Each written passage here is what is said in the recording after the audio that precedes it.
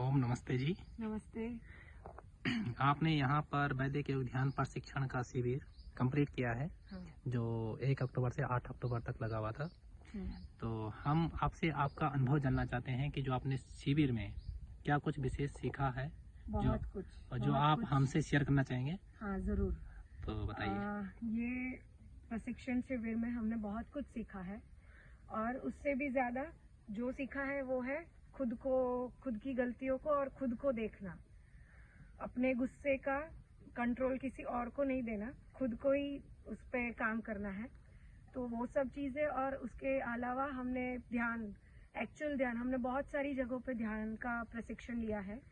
तो वहाँ सब बहुत टाइम के लिए बिठा के बस ध्यान करो, कोई एक चीज पकड़ा देता है, इस पर ध्यान लगाइए, शरीर पर यहाँ ध्यान लगाइए, यहाँ ध्यान लगाइए, ऐसे ऐसे अलग अलग तरीके से सिखाते हैं। पर यहाँ हमने सीखा कि एक प्रॉपर वे से कैसे हम ध्यान लगा सकते हैं। जब हम बिगिनर्स शुरुआत के दौर पे हम कैसे ध्यान हमारे लिए बहुत बड़ा शब्द रहता है, तो शुरुआत हम कैसे करें, तो वो पहले कदम भरना हमने यहाँ पे ही सीखा है। तो यहाँ पर आपके पीछे जो वैदिक पातंजल योग ध्यान मंदिर है। हाँ। तो क्या आपने इसके अंदर भी ध्यान किया है? हाँ, हमने हमारी ध्यान की कक्षा में स्टार्टिंग में 2-3 दिन हमको गुरुजी ने सिखाया कैसे करना है, क्या करना है। फिर हमको ये ध्यान मंदिर में हमको टाइम दिया कि हम अपने आप को एक्सप्लोर कर पाए। तो वो बहुत अच्छे से ध्यान मंदिर का बेनिफिट बहुत अच्छा था कि एक वाइब्रेशंस बोलते हैं, जो साइलेंस, एकदम प्रॉपर साइलेंस हमको मिला और वहाँ पे ध्यान भी बहुत अच्छे से हम कर पाए। अच्छा, और यहाँ का जो वातावरण है वो ध्यान के अनुकूल है या नहीं? बहुत बहुत अनुकूल है।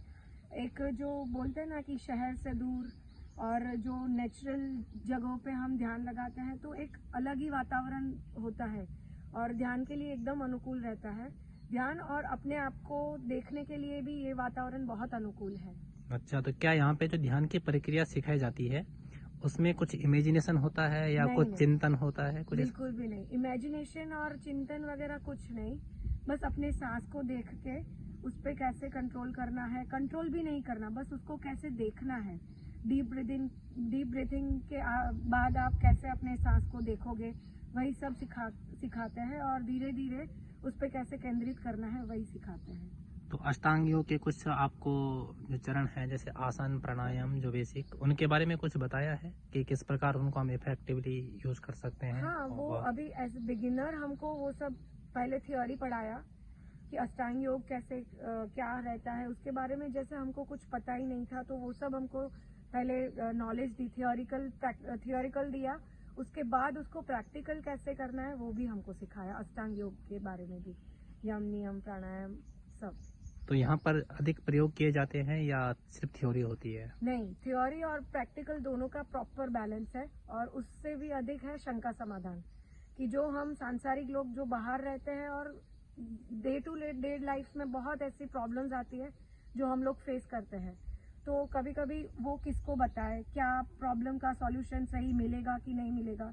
तो सबसे बेस्ट तरीका यहाँ पे है शंका समाधान। लिख के दीजिए, किसी को कुछ पता नहीं चलेगा, आपकी शंका का भी प्रॉपर समाधान मिल जाता है और प्रैक्टिकल, थियोरी सब में हम सॉल्यूशन प्रॉपर मिल जाते हैं।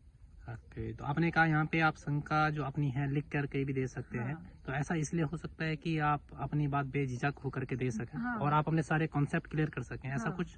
हाँ, यही रीजन है कि हम कुछ शंकाएं ऐसी रहती है कि जो सबके सामने बोलने में झिझक आती है, तो वो सब शंकाएं हम लिख के दे सकते हैं ताकि हमारी शंका का भी सॉल्यूशन मिल जाए, समाधान हो जाए और किसी के सामने कुछ पता भी ना चले, तो बेझिझक होके सब बता सकते हैं। ओके, ठीक है, धन्यवाद। नमस्ते। नमस्ते।